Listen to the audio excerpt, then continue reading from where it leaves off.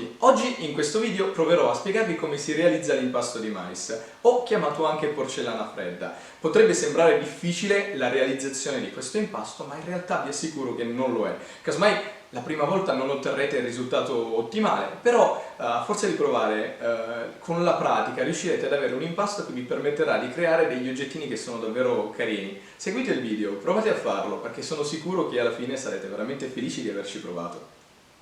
I materiali che occorreranno saranno amido di mais, succo di limone, dell'olio per il corpo e della colla vinilica. Se il succo di limone lo ottenete da limoni freschi, mi raccomando, prima di utilizzarlo, filtratelo in modo da eliminare qualsiasi traccia di impurità. L'attrezzatura necessaria è semplicemente un contenitore di vetro e un cucchiaio, che può essere sia in acciaio che in legno. Le proporzioni sono molto semplici, tra farina e colla il rapporto è 2:1, quindi in questo caso ho preso 2 tazze di farina di mais e una di colla vinilica e per questa quantità andrà un cucchiaio di olio e un cucchiaio di limone. Se volete aumentare o ridurre le quantità dell'impasto, mi raccomando fatelo rispettando le proporzioni. Il procedimento corretto per ottenere un perfetto impasto è quello di miscelare inizialmente la colla, l'olio e il limone, ottenendone un composto omogeneo e poi piano piano inserire la farina. Iniziamo. Colla.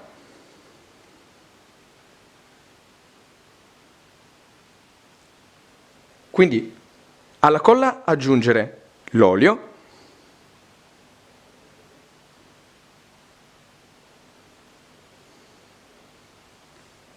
E poi il limone. Miscelare. Miscelare il tutto sino a quando non otterrete un composto omogeneo.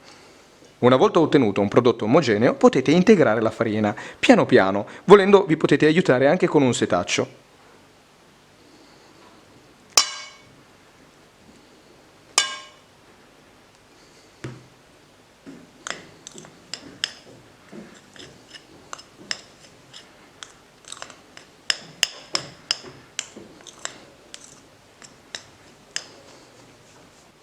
Quando notate che l'impasto è diventato troppo duro per essere lavorato col cucchiaio, allora iniziate a lavorarlo con le mani.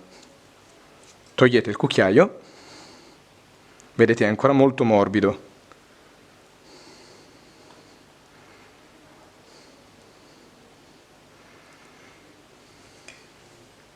Mettete altra farina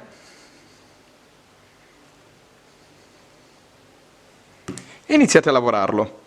Alcune persone, per lavorare questa pasta, a un certo punto la tolgono dal contenitore di vetro e la mettono su un piano per lavorarla. Io invece continuerò sino alla fine in questo contenitore, evitando di sporcare altra roba, tanto va benissimo anche così. Lavorate l'impasto sino ad ottenere un prodotto che sarà molto simile al pongo. Ed ecco che dopo qualche minuto di lavorazione otterremo questo, un impasto di pasta di mais perfettamente pronta per essere utilizzata. Alcune persone preferiscono utilizzare l'impasto il giorno dopo, facendo passare almeno 24 ore. Io personalmente preferisco utilizzarla il giorno stesso.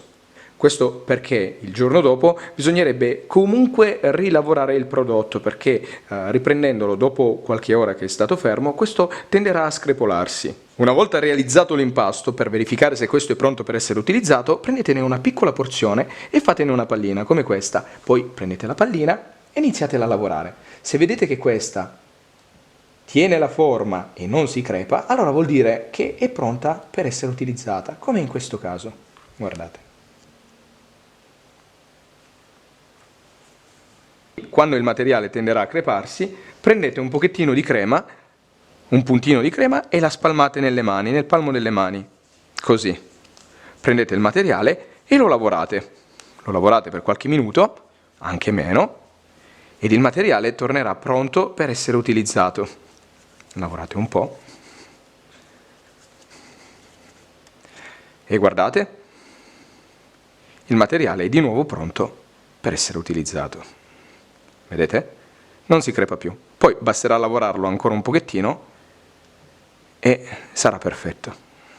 Come per la maggior parte delle paste modellabili, anche in questo caso sarà possibile colorarla. Io ho deciso di colorarla con delle tempere e sarà sufficiente prendere una piccola quantità, quella che vogliamo colorare, e unirla al colore, come in questo caso.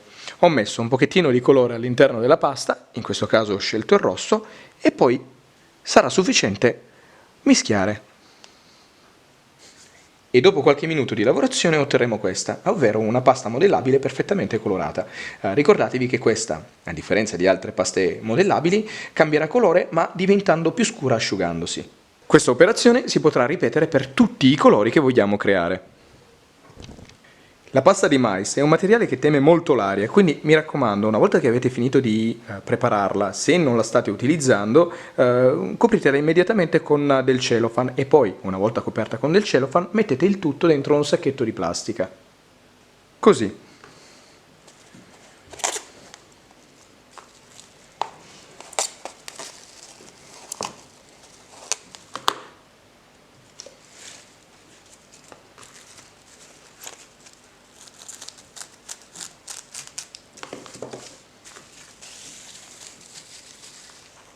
Cellophane, poi si prende un sacchettino di plastica e si mette il tutto dentro, si gira, una volta messo all'interno di un sacchetto di plastica questo materiale potrà durare anche per parecchi mesi se tenuto in frigo. E con questo il video si conclude. Spero che vi sia piaciuto e che vi sia servito per imparare qualcosa di nuovo, di utile e di divertente. Se vi è piaciuto, mi raccomando, lasciate un commento, mettete un mi piace, ma soprattutto iscrivetevi al canale. E già che ci siete, dategli anche un'occhiata. E detto questo vi saluto e vi aspetto al prossimo video.